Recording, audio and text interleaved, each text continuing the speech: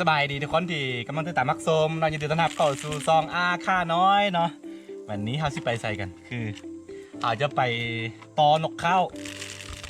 จะไปตอนกข้าวอยู่ป่าเนาะตอนนี้เรามีตัวตอตัวแม่มันแล้วนี่อยู่ในนี้คนต้องเอาข้าวเปลือกใส่นี่แล้วกล้องก็มองพี่นี่เห็นปะทั้งนี้ทั้งนี่มันคือนกข้าวภูเขาทุกคนมันจะห้องเสียงมันห้องแบบไหนปะประมาณนั้นเรียนเสียง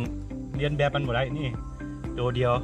คือแล้วขั้นตอนกันไส้นกแบบขั้นตอนกัน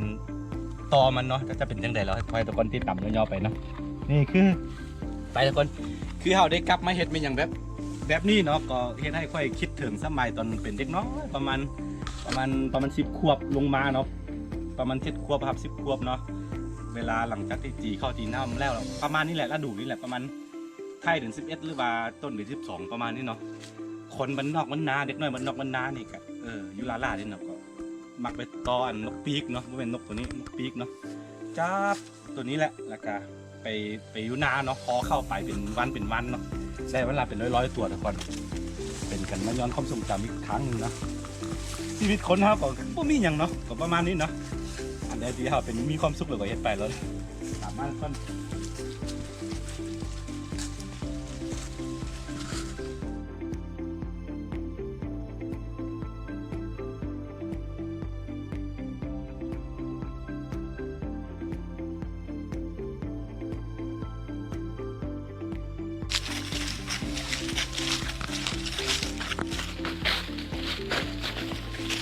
คือทุกคนที่จริงอยู่ที่กับมันเป็นส่วนของเขาเนาะแต่ว่าบริเวณมานานแล้วเส้นทางจนตึ๊บมดเนาะอากาศจะมีนกเข้าหลายเพราะว่าอย่างที่บอกไปเมื่อกี้เนาะฤดูนี้คือท้ายเดือน11หรือว่าต้นเดือน12แบบนี้เนาะชาวบ้านเขาเอาแบบตีเข้าตีน้ำแล้วก็มันจะมีเศษเหลือเขาเปลือกอย่างตกอยู่นะแต่มันมาเคลียร์กินหลังจากนั้นแล้วก็ถ้าแบบตัวนี้เนาะมันห้องก็มันตัวผู้แล้วตัวอื่นๆที่อยู่ทางไก่เนาะได้ยินเสียงมันก็จะนำมาตามเสียงนะทุกคนโอเคมาเลย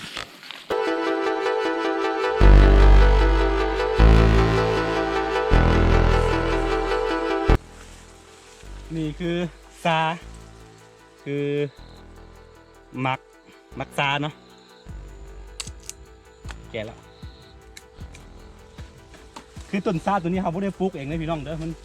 มันขึ้นเองนี่เนาะยอดของมันซีอธิบายได้นึงต้นซาตัวนี้จะมีราคาแพงเนาะจะเป็นพืชเศรษฐกิจอันหนึ่งเลยแหละแต่ว่าย้อนแบบทึกพอค่าคนกลางกดดันรา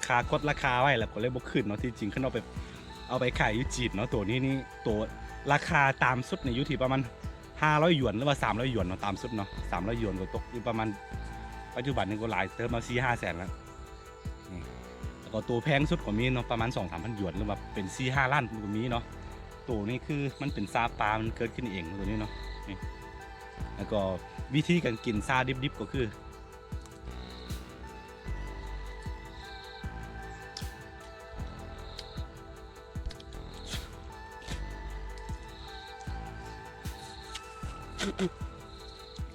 เอาย่ำแล้วก็กลืนเอาด้วยน้ำของมันนะทุกคน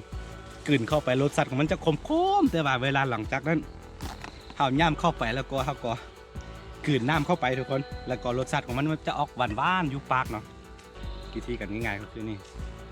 หลังแบบผู้ใดอยากกินซาปลานะเวลาไปปลาอย่างเห็นแต่ว่าอาจจะบ่มีแหละบนอื่นเนาะบนนี่มันจะเป็นของเคสที่มีซาปลาหลายทุกคนเป็นหลายแสนเฮกตาร์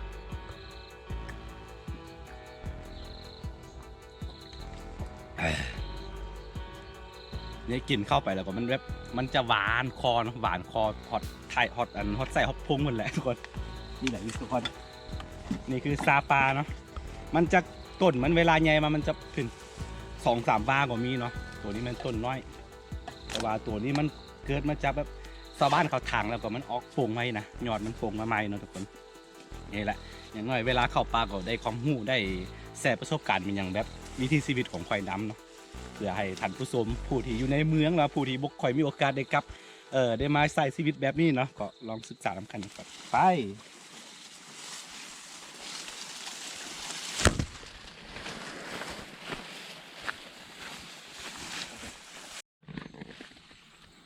หนูทุกคนไม่เห็นเต้ หมอมันน้อยพอเนี่ยมันแลนมากครับ เนี่ยคิดว่าเป็นห้างมันเยอะทุกคนเนี่ยเขาจะแกะทีบ้างเนาะ มันเป็นหนูเนาะบู๊ว่าเป็นหนูเนาะมันมีลูกอ่ะนั่นใดเอาไม้ไปแทงมันออกมาเอาไม้ไปแย่เบิ้งนี่เอ้ามากัดแล้วพวกมันมากัดอ๋อหนูไว้โอ้หมากำลังไล่อยู่คือเขาบู๊ว่ามันเป็นหนูเนาะเอาไม้ไปแย่เบิ้งมันกระโดดออกเลยมาทุกคน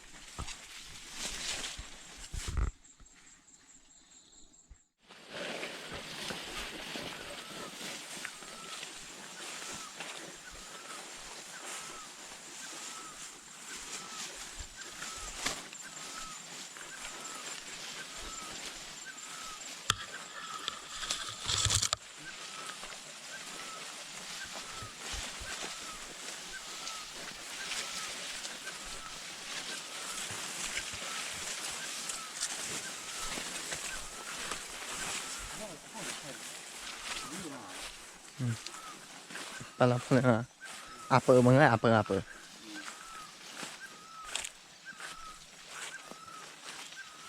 นี่ยทุกคนตอนนี้ครับก็มาถึงสวนแล้วเนาะเมื่อก่อนจะเป็นสวนข้าวปลูกอันมักน้ำมันนะมันน้ำมันเรามักน้ำมันเครื่องนั่นแหละแล้วก็เจ้านี่ก็เป็นนานพักที่ค่อยเฮ็ดปีกายเนี่ยเนาะเฮ็ดร้ายชุดนี้เลยเนาะเขาเฮ็ดนานพักหลายๆจะปลูกพวกอันพักสลัดบอมักเพชรบอหลายๆอย่างมันปลูกไว้ให้แม่ไปขายเนาะแต่ปีนี้เขาบ่ทันแล้วก็บ่ได้มาเฮ็ดซ้ำเอาเฮ็ดสวนมออยู่อันหลังบ้านแล้วก็เลยบ่ได้มาเฮ็ดอยู่นี่เนาะเพราะว่าปีนี้ก็เฮ็ดกินซื้อบ่ได้ขายปีกายนี้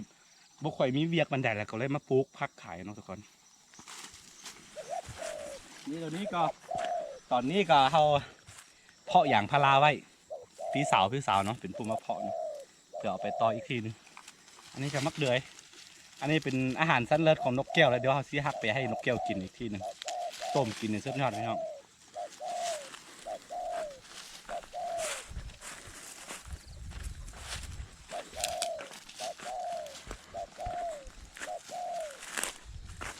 อันนี้ค่อยปลูกมดเด้อดีเด้อเพชรนี้เดี๋ยวนี้ค่อยปลูกเนาะแล้วก็มักทั่วนี่กำลังออกนี่น้อยโอ้ยมักทั่วเขาเอิ้นอันทั่วเขียวเนาะเต็มกำลังออก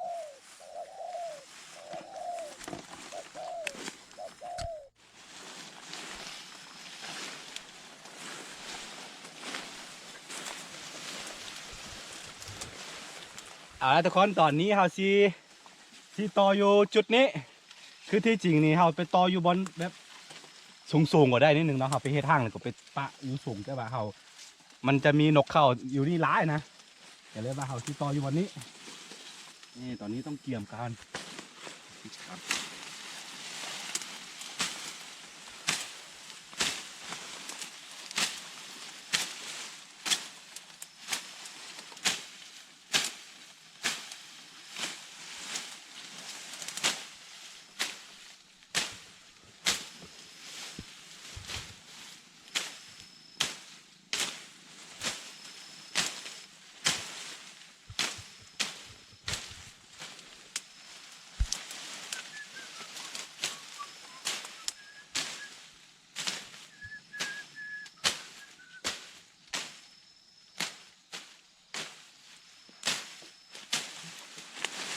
หมด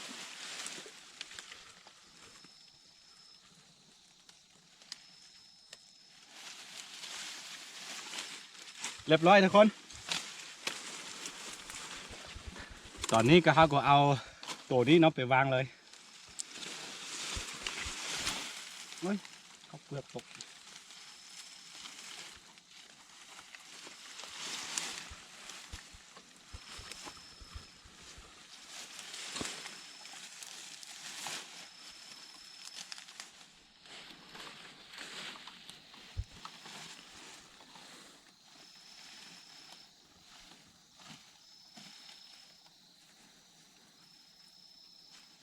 เปลือก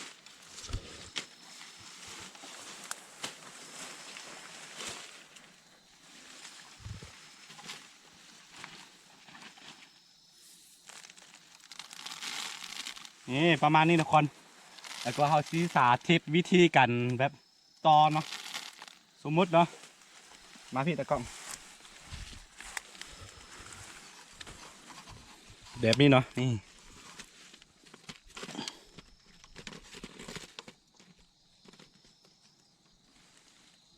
แบบนี้แหละกะเวลามันนกเข้าตัวนี้มันห้องเนาะส่งเสียงห้องมันไก่นกเข้าตัวอื่นๆที่อยู่ป่ามันก็จะมานะได้ยินเสียงมันก็จะมาตามเสียงฮะแหละแล้วก็หลังจากนั้นก็ไม่เห็นมันห้องมันก็ซิเข้ามานี่เนาะมานี่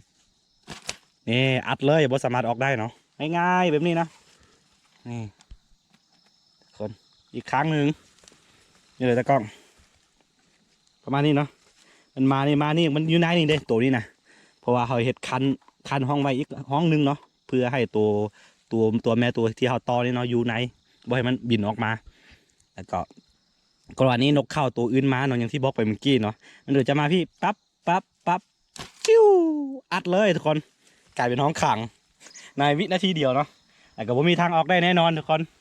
มันจะมี2 เบื้องนะครับก็เห็ดไปแบบนี้โอเคตอนนี้เขาก็ชี้วางไว้บ่ต้องเฮ็ดให้มันแน่นบันไดเนาะคันแน่นแล้วก็เวลามันเหยียบมันสิบ่ลั่นนี่ความสุขของฉันเนาะอย่างที่บอกไปเมื่อกี้ก็คือแบบได้กลับมาเป็นวัยเด็กอีกครั้งหนึ่งเพราะตอนน้อยๆมักไปตอนกปีกเนาะกับมูเพื่อนๆตอนนี้กะต่างคนต่างมีภาระต่างคนต่างมีลูกมีเมียหมดแหละยังแต่ค่อยเนาะบ่มี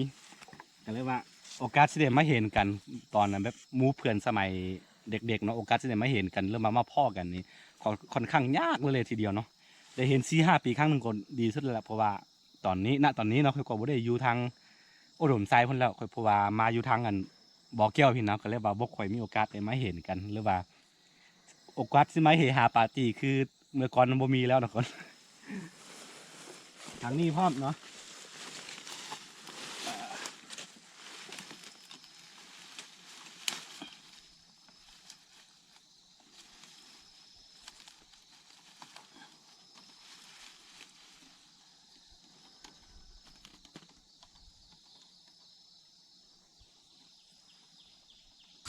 ทาง2 เบื้องก็เฮ็ดคือกันเนาะห่างคือกันเลยเวลามันมาก็เหยียบแล้วก็ปั๊บมันขังเลยทุกคนตอนนี้เบิ้งตัวนี้เนาะตัวแม่เนาะ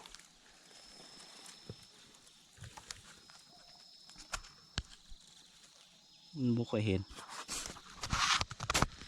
นี่หาวซีปอยปะมันอยู่ที่แหละประมาณ3 ชั่วโมงเต็มเนาะ3-4 ชั่วโมงแล้วตอนแรงเขาจึงกลับมาหยามอีกทีหนึ่งบูฮู้ว่าซื้อได้บ่ได้เนาะลองรุ่นไปน้ำกันทุกคนแล้วป้าย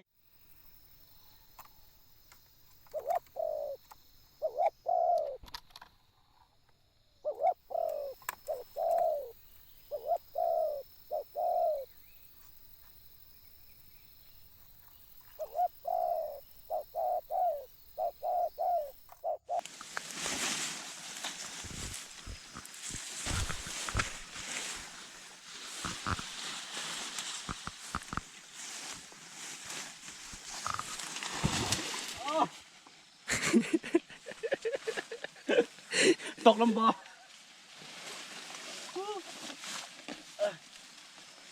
ลำบอที่ค่อยขุดขึ้นมาเองเลยเนาะขุดแบบเปลือกขุดส่วนพักตอนนั้นนะแต่ว่าเขาจืดตกเข้าไปเย็บมัดนี่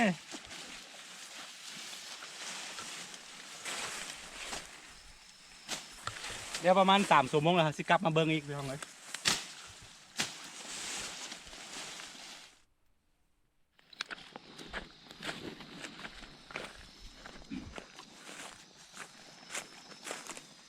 ทุกคนหลังจากที่เฮาใส่เวลาประมาณบ่เป็นได้3 ชั่วโมงแล้วตอนแรกว่าเฮาสิปาไว้ประมาณ3 ชั่วโมงเด้ป่ะพอดเป็นประมาณ5 ชั่วโมงพอดีตอนนี้กะแรงแล้วประมาณ5 โมงแรงแล้วเนาะตอนนี้เฮาสิไปเบิ้งตัวเฮาไปต่อนกเข้าเนาะทุกคนนกเข้าเนาะบนนกเข้า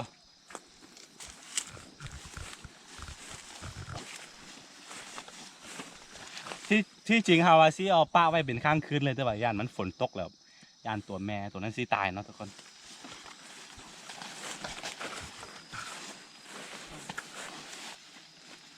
โอ้บ่ได้ทุกคนบ่ได้ เอาปิกเห็นขนนกบูมาเต้บ่ได้ทุกคน